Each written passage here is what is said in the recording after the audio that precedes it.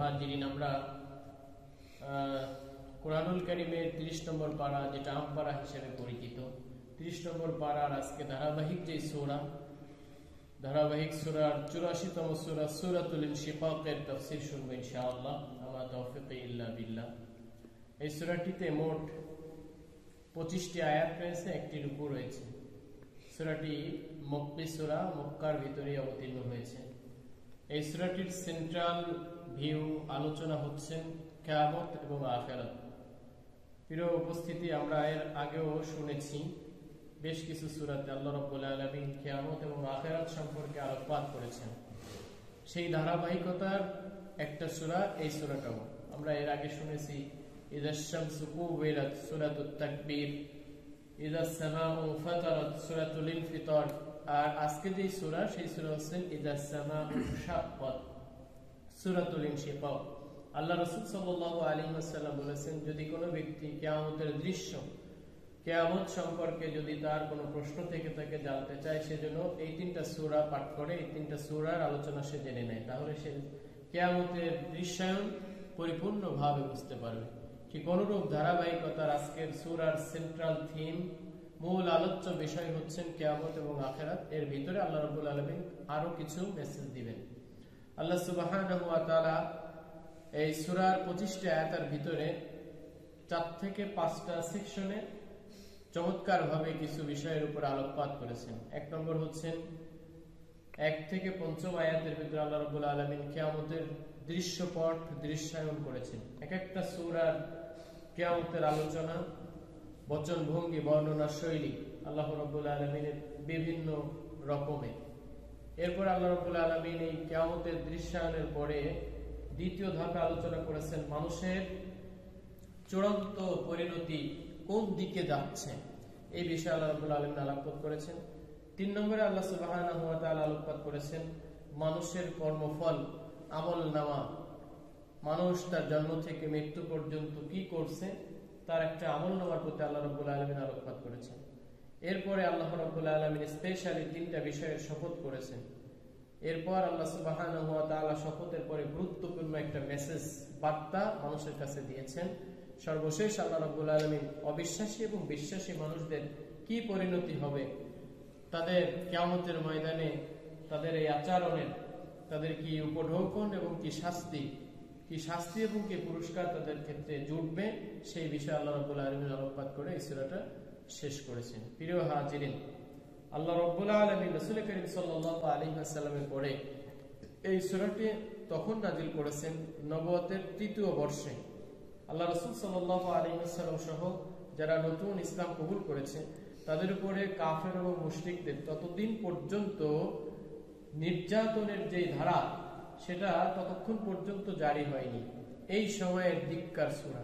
ওই সময়ের কাফেররা, আবু জেহেল থেকে উতবা, সাইবা, এরা এক আল্লাহ আছেন, আল্লাহর এই অস্তিত্ব তারা বিশ্বাস করত। কিন্তু কিয়ামতের ময়দানে মৃত্যুর পরে হাড্ডি গুড্ডি সব, মাংস মস্তিষ্ক সবকিছু মাটির সাথে মিশে যাওয়ার পরে আবার কিয়ামতে তাদেরকে উঠানো হবে, এই বিষয়টাই তারা বিশ্বাসী ছিল না। আল্লাহ রাব্বুল আলামিন এই জন্য মক্কি সূরার ভিতরে বিশেষ করে কিয়ামত এবং আখিরাতের দিকগুলোকে স্পেশালি আলোকপাত করেছেন। প্রিয় হাজিরিন, চলুন আমরা সূরার ভিতরে আল্লাহ রাব্বুল আলামিন কি বলেছেন সেদিকে আলোকপাত করি। বিসমিল্লাহির রহমানির রহিম, পরম করুণাময় দয়ালু আল্লাহর নামে শুরু করছি। ইযাস সামাউ শাক্কাত। আল্লাহ রাব্বুল আলামিন প্রথম এই 1 থেকে 5ম আয়াতের ভিতরে কিয়ামতের দৃশ্যায়ন করেছেন। ইযাস সামাউ শাক্কাত, যখন সামাউ তথা আসমান, আকাশ, শাক্কাত, ইনশাক্কাত অর্থাৎ বিদীর্ণ হবে, ফেটে যাবে, ছিঁড়ে পড়বে। আল্লাহ রাব্বুল আলামিন নূরের ভিতর যেরকম বলেছেন, ইযাশ শামসু কুওয়িরাত, যখন চন্দ্র, সূর্য খসে পড়বে। ইযাস সামাউ ফাতারাত, যেরকম ভাবে আসমান ফেটে যাবে, বিদীর্ণ হবে, ঠিক অনুরূপ ভাবে আল্লাহ বলেছেন ইযাস সামাউ শাক্কাত, যখন আকাশ বিদীর্ণ হয়ে যাবে, আকাশ যখন ফেটে পড়বে, তখন কি পরিস্থিতি হবে। ওয়া আযিনাত লিরাব্বিহা ওয়া হুক্কাত, আল্লাহ বলেন এবং আকাশ এই যে ফেটে পড়বে, বিদীর্ণ হয়ে যাবে, ছিঁড়ে পড়বে, চূর্ণ বিচূর্ণ হয়ে যাবে, আকাশের প্রতি আল্লাহ রাব্বুল আলামিনের এই হুকুম আল্লাহ রাব্বুল আলামিনের ওই অর্ডার রয়েছে, এজন্য সেই অর্ডার, সেই আদেশ পালন করবে। ওয়া হুক্কাত, এবং সে আল্লাহ রাব্বুল আলামিনের এই হুকুম পালন করতে বাধ্য, সে হুকুম পালন করার জন্য সবসময় অবগত এবং আল্লাহ রাব্বুল আলামিনের ইতাআতের স্বীকৃত। অর্থাৎ ওয়া হুক্কাত, সে আল্লাহ রাব্বুল আলামিন যে আকাশ বিদীর্ণ হয়ে যাবে এই ব্যাপারে আদেশ পাওয়ার সাথে সাথে সে সেই আদেশ পালন করবে, নিজেই চূর্ণ বিচূর্ণ হয়ে যাবে। প্রিয় হাজিরিন, আল্লাহ রাব্বুল আলামিন কোরআনুল কারীমের ভিতরে যেরকম ভাবে অন্য জায়গায় বলেছেন ইকতারাবাতিস সাআতু ওয়া ইনশাক্কাল কমার, কাফের মুশরিকরা যখন দাওয়াত পেল, আল্লাহ রাসূল সাল্লাল্লাহু আলাইহি ওয়াসাল্লামের কাছে এসে বলল, ইয়া মুহাম্মদ, যদি আপনি চন্দ্রকে দ্বিখণ্ডিত করতে পারেন তাহলে আমরা আপনার পরে ঈমান আনবো। আল্লাহ রাসূল সাল্লাল্লাহু আলাইহি ওয়াসাল্লাম চন্দ্রকে হাতের ইশারা দিলেন, চন্দ্র দ্বিখণ্ডিত হয়ে গেল, তারপরেও তারা কি করলো না? ঈমান আনলো না। আল্লাহ রাব্বুল আলামিন এটা ওইখানেও বলেছেন ইকতারাবাতিস সাআতু ওয়া ইনশাক্কাল কমার। ইনশাক্কা ইনশাক্কাত একই ভাষায় আল্লাহ রাব্বুল আলামিন বলেছেন যে ইযাস সামাউ ইনশাক্কাত, যখন আসমান ফেটে পড়বে, বিদীর্ণ হয়ে যাবে। আসমান নিজে নিজে কিভাবে ফেটে যাওয়া সম্ভব? বৈজ্ঞানিকরা থিসিস করেছেন, রিসার্চ করেছেন। 1990 সালের একটা থিসিস আছে, সেইখানে বৈজ্ঞানিকরা বলেছেন যে পৃথিবী যখন শুরু হয়েছে, বিগ ব্যাং যে তথ্য, এই তথ্য থেকে যে এই পৃথিবীর শুরু থেকে যেরকম ছিল এখন সেরকম নেই। আসমান আকাশ এটা দিন দিন বাড়তেছে, দিন দিন এটা সম্প্রসারিত হচ্ছে। সুতরাং সম্প্রসারিত হতে হতে একটা সময় এই পৃথিবীর সম্প্রসারিত হওয়া বন্ধ হয়ে যাবে। আর যখন বন্ধ হবে তখন সেটা বিগ ট্রান্স হবে, অর্থাৎ তখন এগুলো অটোমেটিক্যালি ধ্বংস হয়ে যাবে, বিস্তৃত হয়ে যাবে। অর্থাৎ বিজ্ঞানীদের ধারণা তারা অটোমেটিক্যালি বিগ ব্যাং এর মতো পৃথিবীটা তৈরি হয়েছে। আবার পৃথিবীটা যখন এই সম্প্রসারিত হওয়া শেষ হয়ে যাবে তখন পৃথিবীটা অটোমেটিক্যালি ধ্বংস হয়ে যাবে। তারা যদি বিজ্ঞানের সাথে শুধুমাত্র ঈমান এবং বিশ্বাস আল্লাহ রাব্বুল আলামিনের এই কথাগুলো জুড়ে দিত তাহলে আরো বেশি স্বীকৃতি পেত। যদি বিজ্ঞান এটা প্রমাণ করতে নাও পারে তবুও কিয়ামত সংঘটিত হবে, যেহেতু আল্লাহ রাব্বুল আলামিন বলেছেন ইযাস সামাউ শাক্কাত ওয়া আযিনাত লিরাব্বিহা ওয়া হুক্কাত, এবং আল্লাহ রাব্বুল আলামিনের আদেশ পালন করবে তার রবের আদেশ পাওয়ার সাথে সাথে, এবং এটা তার করণীয় এবং এটা করতে সে বাধ্য। এরপর আল্লাহ বলছেন ওয়া ইদাল আরদু মুদ্দাত, এবং যখন জমিনকে কি করা হবে? সম্প্রসারিত করা হবে। তাফসীরে ওসমানের ভিতরে বলা হয়েছে যে পৃথিবীকে কিয়ামতের সময় যখন হবে, কিয়ামত সংঘটিত হওয়ার পূর্ব মুহূর্তে পৃথিবীকে রাবারের মতো টেনে টেনে সম্প্রসারিত করা হবে। পৃথিবীর সবকিছু ধ্বংস হয়ে যাবে এবং একটা সমতল ময়দান হবে। সমগ্র ময়দানের এপার থেকে ওপার পর্যন্ত সমস্ত মানুষ একেবারে সমানভাবে দেখতে পারবে, এবং পৃথিবীর মধ্যখানে, জমিনের মধ্যখানে একটা যদি ডিম রাখা হয়, সেই ডিমটা পর্যন্ত ওপার থেকে এপারে দেখা যাবে, এমন সমতল করে দেওয়া হবে। আল্লাহ রাব্বুল আলামিন ঠিক অনুরূপ ভাবে বলেছেন ওয়া ইদাল আরদু মুদ্দাত, এবং পৃথিবীকে যখন কি করা হবে? সম্প্রসারিত করা হবে। ওয়া আলকাত মা ফিহা ওয়া তাখাল্লাত, এবং যখন এটা করা হবে তখন পৃথিবী তখন নিক্ষেপ করবে।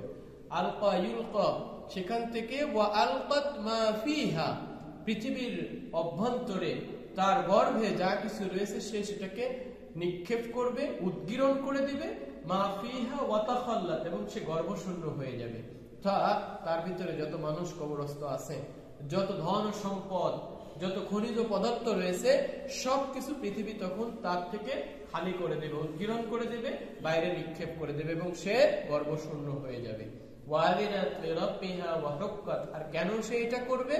এটা আল্লাহ রাব্বুল আলামিনের আদেশ এবং সে এটা করতে বাধ্য এবং তাকে করতেই হবে। এটা ছিল 1 থেকে 5 নম্বর আয়াতের কোরআনের কিয়ামতের দৃশ্যায়ন সম্পর্কে আল্লাহ রাব্বুল আলামিনের বর্ণনা। এরপর আল্লাহ রাব্বুল আলামিন অন্যদিকে কথা বলছেন ইয়া আইয়ুহাল ইনসানু ইন্নাকা কাদিহুন ইলা রাব্বিকা কাদহান ফামুলাকি, ওহে মানুষ, নিশ্চয় তুমি যেই কষ্ট মুজাহাদা করছো, সেই কষ্ট, সেই মুজাহাদা যেদিকেই তুমি যাও না কেন, সর্বশেষ তোমার একটাই পরিণতি, সেই পরিণত হচ্ছেন ইলা রাব্বিকা, তোমার রবের দিকে তোমাকে ফিরে আসতেই হবে। কাদহান ফামুলাকি, সর্বশেষ তোমাকে তোমার স্রষ্টার সঙ্গে মুলাকাত করতেই হবে। প্রিয় হাজির, আস্তিক বলেন, নাস্তিক বলেন, বেঈমান বলেন, ঈমানদার বলেন, সবাই একটা কথা বিশ্বাস করে যে আমাকে অবশ্যই মৃত্যুবরণ করতে হবে। কুল্লু নাফসিন যায়িকাতুল মাউত, প্রত্যেকটা জীবনকে মৃত্যুর স্বাদ আস্বাদন করতেই হবে। এখানে সবাই একমত।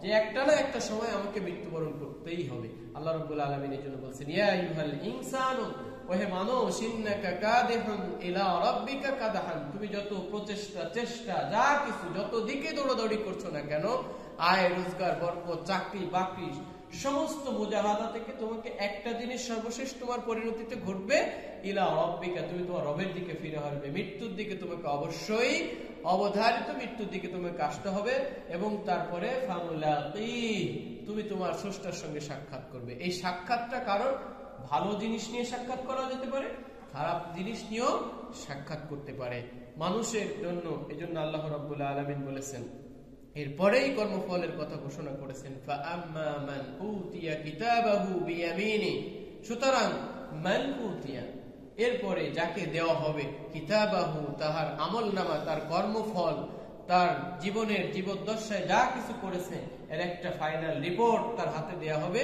যার হাতে, ডান হাতে দেওয়া হবে, ডানপন্থী মানুষ, আমলদার মানুষ, ইমানদার মানুষ, আল্লাহকে মেনে চলেছে, রাসূলের আদর্শ অনুযায়ী চলেছে, সেই ব্যক্তি ডান হাতে আমলনামা পাবে। ফাআম্মা মান উতিয়া, আর যাকে সেদিন দেওয়া হবে তাকে কিতাবাহু, তার আমলনামা, বিয়ামিনিহি, ডান হাতে, ফাসাউফা ইউহাসাবু হিসাবান ইয়াসীরা, তারাই সফলকাম হবে যাদের আমলনামাটা ডান হাতে দেওয়া হবে। ফাসাউফা ইউহাসাবু, তার হিসাব নিকাশ হবে খুবই সহজ এবং খুবই ত্বরান্বিত আকারে, খুবই দ্রুত গতিতে তার হিসাব, সহজেই হিসাবটা হয়ে যাবে। ফাসাউফা ইউহাসাবু হিসাবান ইয়াসীরা, আল্লাহ রাসূল সাল্লাল্লাহু আলাইহি ওয়াসাল্লাম বলতেছেন যে প্রত্যেকের হিসাব নেওয়া হবে।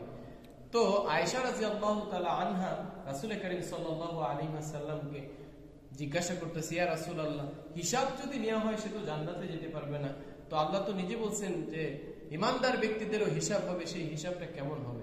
রাসূল করিম সাল্লাল্লাহু আলাইহি ওয়াসাল্লাম উম্মুল মুমিনিন হযরত আয়েশা রাদিয়াল্লাহু তাআলা আনহাকে বললেন, নির্ভয় দিলেন যে আয়েশা, মুমিনদের, ইমানদার ব্যক্তিদের যারা ডান হাতে আমলনামা পাবে, তার আমলনামা পাওয়ার পরে তার হিসাবটা হবে শুধুমাত্র একটা হিসাব পড়তে হবে, তাই তার হিসাব আল্লাহ রাব্বুল আলামিন ছোটখাটো গুনাহ আগে থেকেই মাফ করে দিবে, এবং তার হিসাব খুঁটে খুঁটে বেছে বেছে তার হিসাব নেওয়া হবে না, তাকে জান্নাত দিয়ে দেওয়া হবে।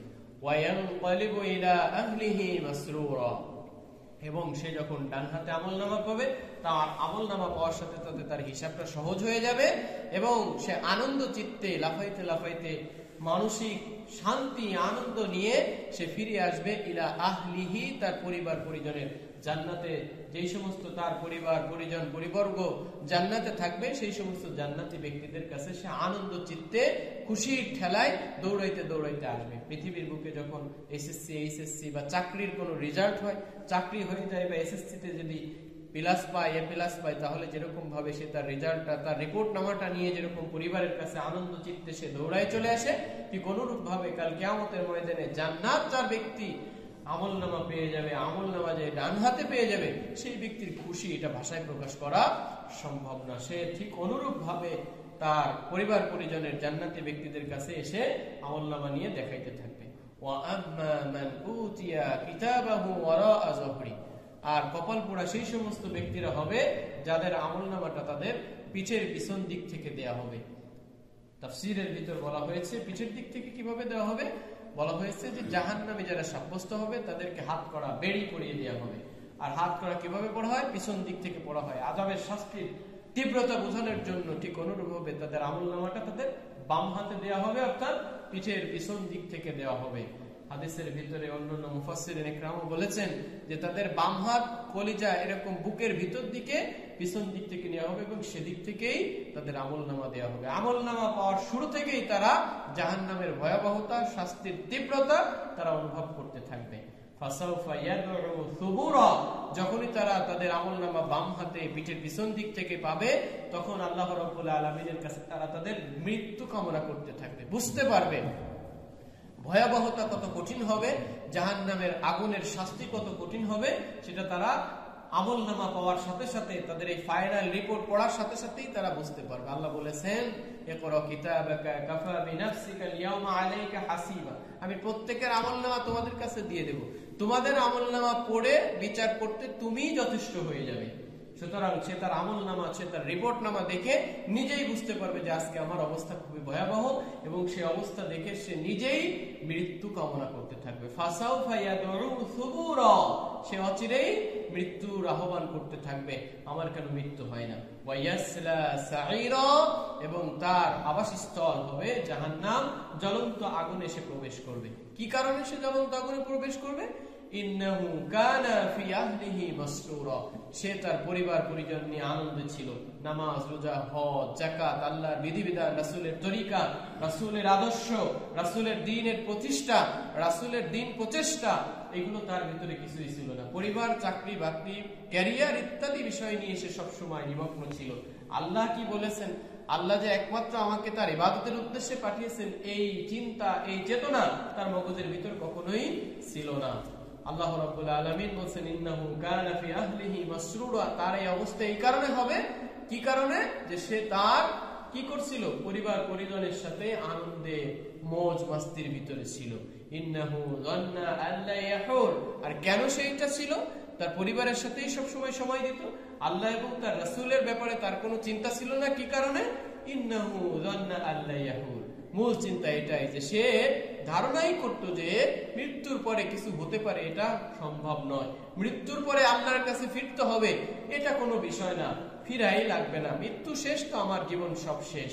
প্রিয় হাজিরিন, আমাদের মৃত্যুর পরে আল্লাহর কাছে ফিরতে হবে, এই চিন্তার গভীরতা যদি আমাদের ভিতরে বেশি থাকতো, তাহলে আমরা অবশ্যই দুনিয়াবি কর্মকাণ্ডকে একটু কম করে আল্লাহর দিকে ফিরে আসতাম, আখিরাতের কাজকর্ম আমরা একটু বেশি বাড়িয়ে দিতাম। এই কথাটা খুবই গুরুত্বপূর্ণ। ইন্নাহু যান্না আল্লা ইয়াহু, সে ভাবতো যে সে কখনোই প্রত্যাবর্তিত হবে না, আল্লাহর কাছে তার ফেরা লাগবে না, আল্লাহর কাছে তার হিসাব নিকাশ এগুলোর কখনোই সে দিতে হবে না।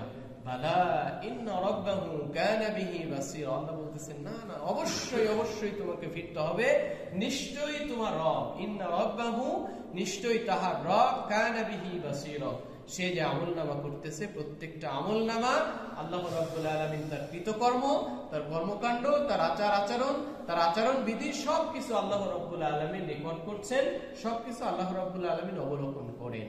প্রিয় হাজির, আল্লাহ অন্য জায়গায় বলেছেন মা ইয়ালফিযু মিন কওলিন ইল্লা লাদাইহি রাকীবুন আতীদ, আল্লাহ আমাদের ঘাড়ে দুইজন সম্মানিত ফেরেশতা রেখে দিয়েছেন, একটা শব্দ যদি উচ্চারণ করি সেটাও আল্লাহ রাব্বুল আলামিন ফেরেশতাদের মাধ্যমে রেকর্ড করে রাখেন।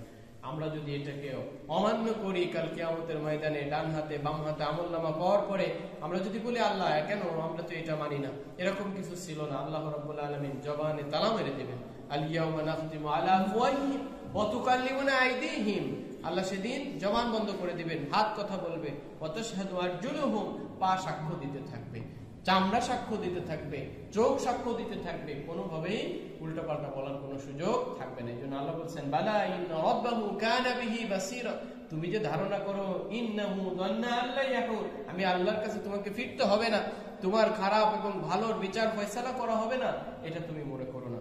অবশ্যই আমি আল্লাহ রাব্বুল আলামিনের কাছে তোমাকে ফিরতে হবে, তোমার প্রত্যেকটা কর্মকাণ্ডের কৃতকর্মের বিচার হবে এবং সেই বিচার অনুযায়ী তোমার ফয়সালা হবে। প্রিয় হাজিরিন, এই সূরার 25টা আয়াত 15 আয়াত পর্যন্ত আমরা পৌঁছেছি। আরো কি শেষ করে দিব নাকি এখানেই থাকবে? কি বলেন? ঠিক আছে, ইনশাআল্লাহ তাহলে আমরা আগামী সপ্তাহে এটা শেষ করব।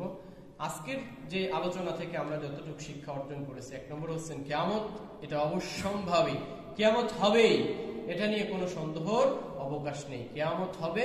2 নম্বর যে শিক্ষা, যে আমরা যাই করি না কেন সর্বশেষ মৃত্যুর দিকে আমরা যাচ্ছি, আল্লাহর সঙ্গে আমাকে সাক্ষাৎ হবে।